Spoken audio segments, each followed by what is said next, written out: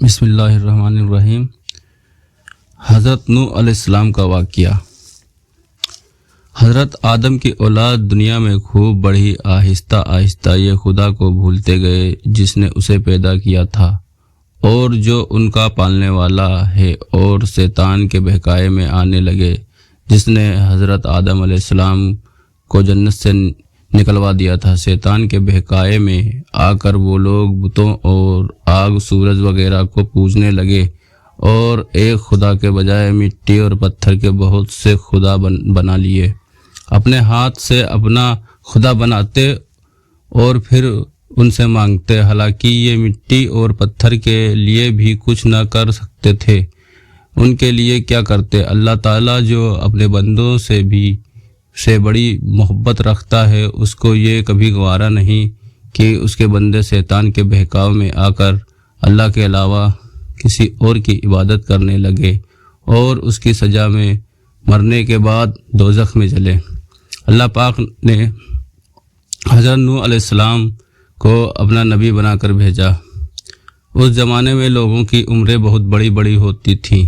حضرت نوح علیہ السلام 950 سال تک اپنی قوم میں باز کرتے رہے کہ اے لوگوں، صرف ایک اللہ کی عبادت کرو اور میرا کہا مانو، وہ تمہارے گناہ بخش دے گا۔ لیکن لوگوں نے حضرت نوح علیہ السلام کی باتوں کو نہ مانا اور اپنے کانوں میں انگلیاں دے لی اور کپڑے اوڑھ لیے تاکہ حضرت نوح علیہ السلام کی آواز کانوں تک نہ پہنچے۔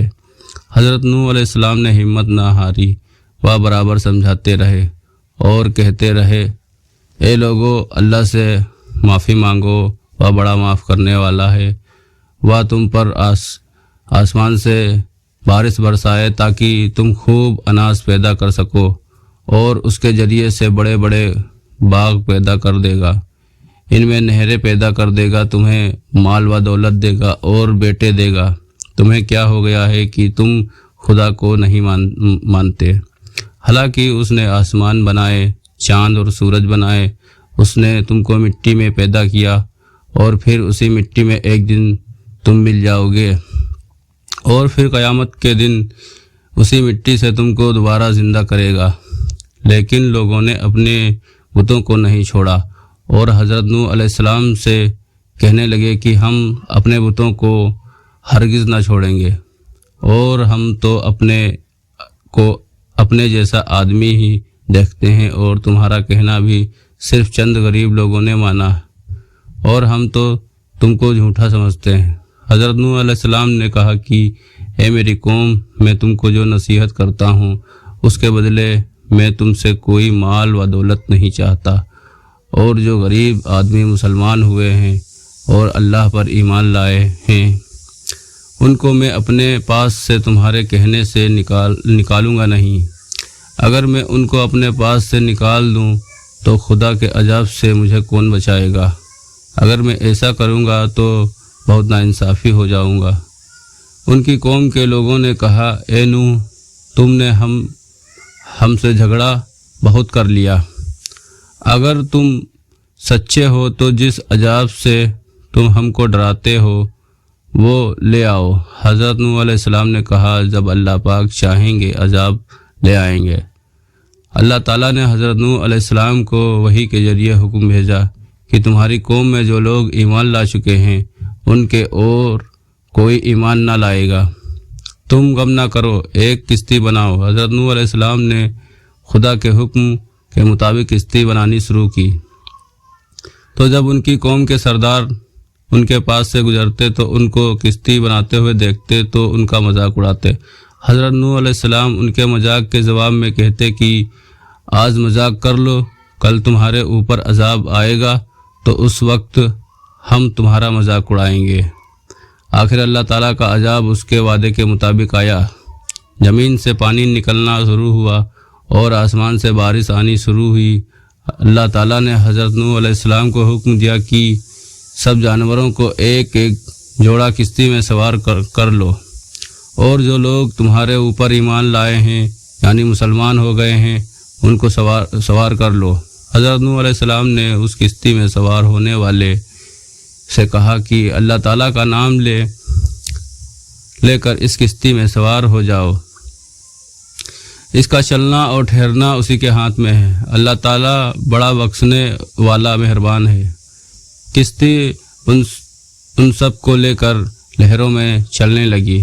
اس وقت حضرت نوح علیہ السلام نے اپنے بیٹے سے کہا، اے بیٹے، ہمارے ساتھ سوار ہو جاؤ اور کافروں کے ساتھ مت ہو۔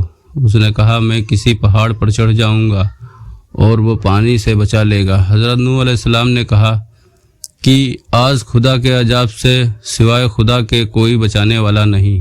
اتنے میں دونوں کے درمیان ایک پانی کی لہر اٹھی اور وہ ڈوب گیا۔ پھر خدا تعالیٰ نے زمین کو حکم دیا کہ اپنا پانی نگل جا، اور آسمان کو بھی حکم دیا کہ پانی برسنا بند کر دے، یہاں تک کہ پانی خشک ہو گیا اور تمام کافر دنیا میں ختم کر دیے گئے۔ حضرت نوح علیہ السلام کی کشتی کوہ زودی پر ٹھہری۔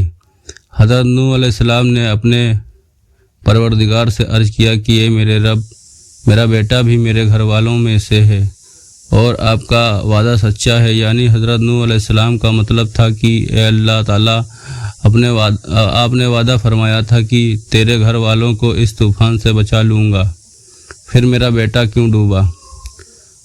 تو خداوند تعالیٰ نے فرمایا کہ اے نوح، تیرا بیٹا تیرے گھر والوں میں سے نہیں تھا، کیونکہ اس کے عمل اچھے نہیں تھے۔ تجھ کو نصیحت کرتا ہوں کہ ایسی بات نہ کر جو تیرے علم میں نہیں، اس لیے کہ کنعان اللہ کے علم ازلی میں کافر تھا، اور یہ بات حضرت نوح علیہ السلام کے علم میں نہ تھی۔ حضرت نوح علیہ السلام نے اللہ پاک سے توبہ کی اور اپنے کہنے کی معافی چاہی۔ اللہ پاک نے ان کو معاف کر دیا اور حکم دیا کہ اے نوح، ہماری طرف سے سلامتی اور برکتیں کے ساتھ اتر۔ اس کے بعد حضرت نوح علیہ السلام کی امت سے دنیا بسی اور آہستہ آہستہ ان کے بال بچے آباد ہوتے گئے۔